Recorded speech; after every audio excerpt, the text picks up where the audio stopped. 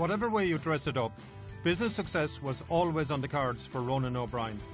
Through his company, Zatori, he owns and operates TheCostumeShop.ie, which promises to deliver your choice from 1 million Halloween and party costumes straight to your door.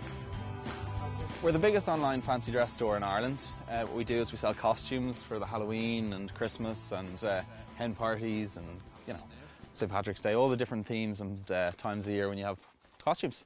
So Ronan, how did you get involved in this business? Well, initially it was for a bet, to be honest with you. The costume shop arose because I was DJing at the time and I really wanted to get costumes for a big gig I had on Halloween.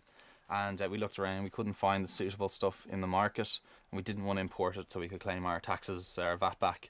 And so a friend of mine said, well look, I bet you can't do it. So I said, right, I'll take that bet. And 4 weeks later we had a very poor website, but we had a website nonetheless up there making sales, and that was 2007, so 5 years later it's morphed into this. We had no financing, we had no money either, so we bought the costumes, paid for them up front with the credit card and sold them before our 30 days were up, so we didn't have to pay any interest on the cards, and literally we grew this out of that structure.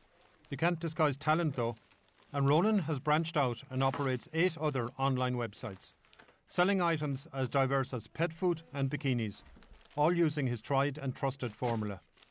Essentially what we do is we get someone to a website, we get their credit card details and we put something in a box, and then within that scope one of the different businesses will be an expert at wheelchairs or radars or pet food and pet products or fancy dress costumes. Were you always a kind of a maverick, even going to school? You wanted to do things slightly differently?